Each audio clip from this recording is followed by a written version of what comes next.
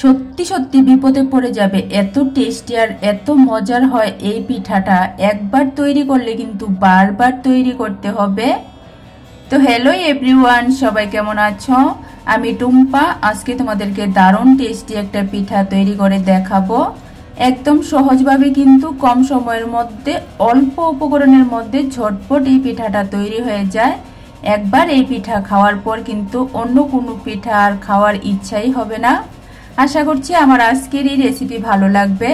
তো যদি একটু ভালো লেগে থাকে তাহলে বলছি প্লিজ প্লিজ একটা লাইক করে দিও আর আমার চ্যানেলটাকে সাবস্ক্রাইব করে দিও। তো চলো রেসিপিটা দেখে নাও। প্রথমে দেখো গ্যাস ওভেনে আমি একটা কড়াই বসিয়ে কড়াইয়ের মধ্যে মিডিয়াম সাইজের একটা বাটি দিয়ে আধা বাটি সুজি দিয়েছি। এই সুজিটাকে গ্যাসের আঁচটা কমিয়ে হালকা একটু ভেজে নিতে হবে। এখানে খেয়াল রাখবে গ্যাসের আঁচটা কিন্তু কমিয়ে তারপর সুজিটাকে ভেজে নিতে হবে। তা না হলে কিন্তু যদি সুজিটা পুরা লেগে যায় তাহলে কিন্তু খেতে ভালো লাগবে না, আর যদি সুজিটা কড়া ভাজা হয় তাহলেও কিন্তু খেতে ভালো লাগবে না। তাই আঁচটা কমিয়ে সুজিটাকে আস্তে আস্তে ভেজে নিতে হবে। 1 মিনিটের মতো সুজিটাকে ভেজে নেওয়ার পর আমি 1 চামচ ঘি দিয়েছি। ঘিটা দিলে ফ্লেভারটা খুব সুন্দর হবে, খেতেও ভালো হবে আর পিঠাগুলি একদমই তুলতুলে নরম হবে। ঘিটা দেওয়ার পর আরো 1-2 মিনিট আমি হালকা আঁচে সুজিটাকে ভেজে নিয়েছি। এখন এই সুজির মধ্যে দিয়ে দিতে হবে একই বাটি দিয়ে 1 বাটি দুধ। যে বাটি দিয়ে আধা বাটি সুজি নিয়েছি সেই বাটি দিয়েই 1 বাটি দুধ দিয়েছি। খেয়াল রাখবে যতটুকু সুজি নেবে তার ডবল কিন্তু দুধ দিতে হবে। দুধের পরিবর্তে তোমরা জলও দিতে পারো, তবে দুধ দিয়ে কিন্তু টেস্ট বেশি ভালো হয়। এখানে হালকা একটু সুজিটাকে ভেজে তারপর দুধটা দিলে সুজির মধ্যে যে একটা কাঁচা গন্ধ থাকে সেটা কিন্তু থাকবে না, পিঠাটা খেতে ভালো লাগবে। তাই হালকা একটু সুজিটাকে ভেজে নেওয়ার পর দুধটা দিয়েছি। দুধটা দেওয়ার পর কিন্তু অনবরত নাড়াচাড়া করেছি। 2-3 মিনিটের মধ্যে কিন্তু সুজিটা এরকম একটা ড্রো হয়ে গেছে। এরকম সুজিটা ড্রোতে পরিণত হয়ে যাওয়ার পর ড্রোটাকে আমি নামিয়ে নিয়েছি। নামিয়ে একটা থালার মধ্যে এভাবে একটু ছড়িয়ে দিতে হবে যাতে একটু তাড়াতাড়ি সুজির ডোটা ঠান্ডা হয়ে যায়।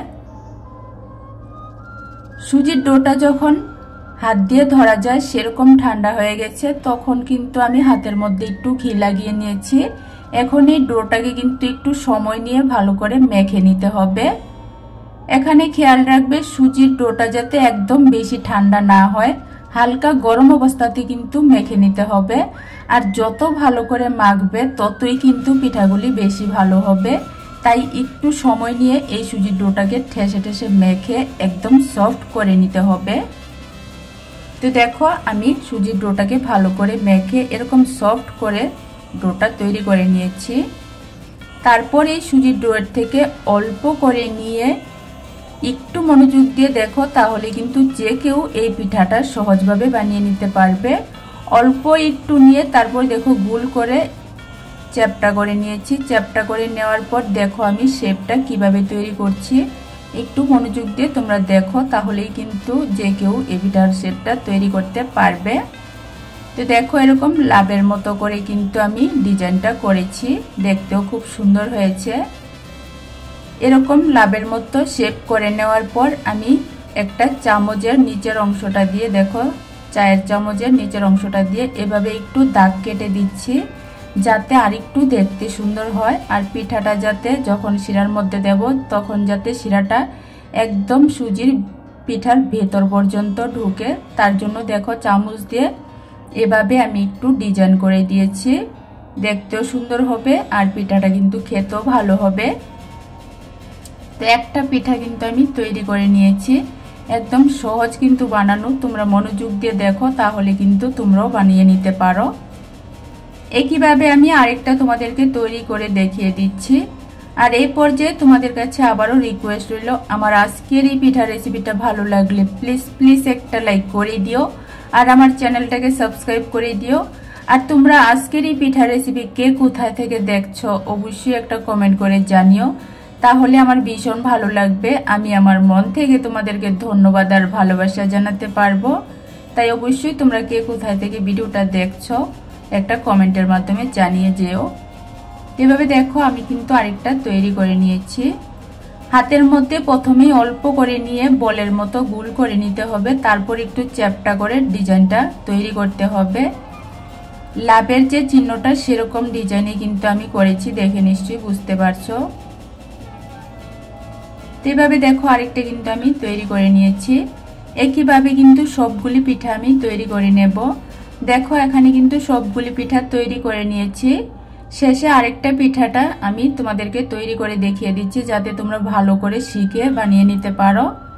তো দেখো হাতের মধ্যে নিয়ে গোল করে তারপর চ্যাপ্টা করে ডিজাইনটা কিন্তু একদম সহজভাবে আমি করে নিয়েছি। কত সুন্দর একটা ডিজাইনের পিঠা তৈরি হয়েছে, দেখে নিশ্চয়ই বুঝতে পারছো। একবারের জন্য হলো তোমরা এইভাবে এই পিঠাটা বানিয়ে খেয়ে দেখো, অন্য কোনো পিঠা খেতে ইচ্ছাই করবে না, এত টেস্টি আর মজার হয়। ঘরে মাত্র সুজি আর চিনি থাকলেই কিন্তু এই পিঠাটা তোমরা তৈরি করে নিতে পারবে। তো দেখো এভাবে কিন্তু সবগুলি পিঠা আমি এরকম ডিজাইন করে তৈরি করে নিয়েছি। তো কত সুন্দর হয়েছে পিঠাগুলি, দেখে নিশ্চয়ই বুঝতে পারছো। এখন এই পিঠাগুলি আমি ভেজে নেব। ভাজার জন্য দেখো গ্যাস ওভেনে আমি একটা লোয়ার কড়াইয়ের মধ্যে 1.5 কাপ তেল দিয়েছি। তেলটা কিন্তু ভালোভাবে গরম করে নিতে হবে। তেলটা যখন একদম ভালোভাবে গরম হয়ে যাবে তখন কিন্তু পিঠাগুলি দিতে হবে। দেখো আমি যে প্রথম ব্যাচের এই পিঠাগুলি দিয়েছি, তেলটা কিন্তু বেশি গরম হয়নি, আর একটু গরম হলে আর একটু বেশি ভালো হতো। তো পিঠাগুলি দেওয়ার পর কিন্তু বেশি নাড়াচাড়া করা যাবে না। আর সুজির এই পিঠাগুলি কিন্তু ভাজতে হবে একদম হাই ফ্লেমে, তা না হলে কিন্তু ভেঙে যেতে পারে।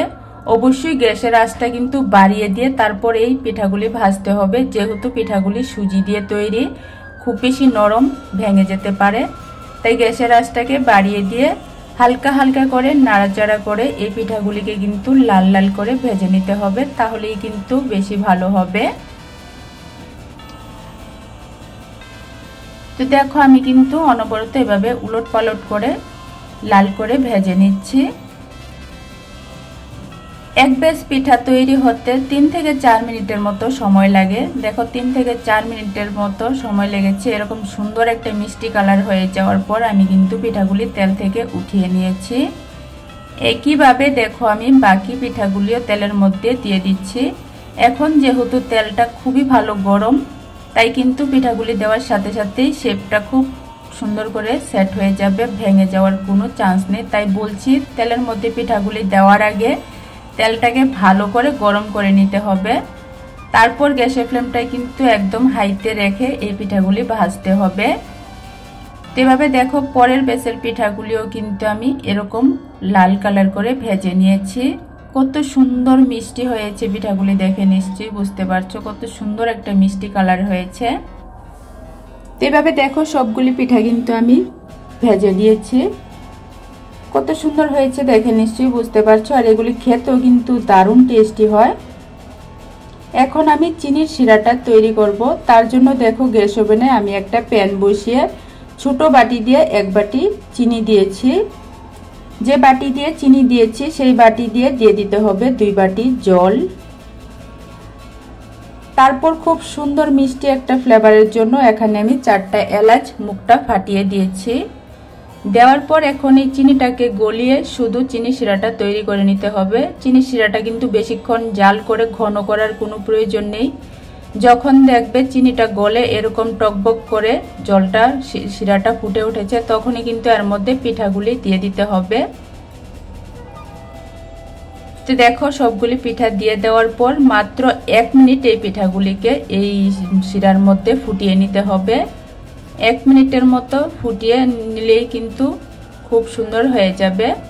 তো দেখো আমি পিঠাগুলি দিয়ে 1 মিনিটের মতো এই শিরার মধ্যে ফুটিয়ে নিয়েছি। এখন গ্যাসটা বন্ধ করে দিয়েছি। গ্যাসটা বন্ধ করে নামিয়ে আমি ঢাকনা দিয়ে 10 থেকে 15 মিনিটের মতো রেখেছিলাম। চিনি শিরাটা দেখো পুরোপুরি কিন্তু পিঠাগুলি টেনে নিয়েছে।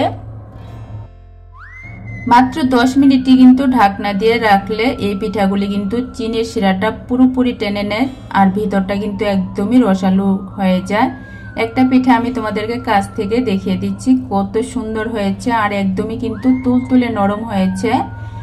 চিনি শিরা কিন্তু একদম ভিতর পর্যন্ত ঢুকে পিঠাটা কিন্তু খুবই টেস্টি আর খুবই মজার হয়েছিল।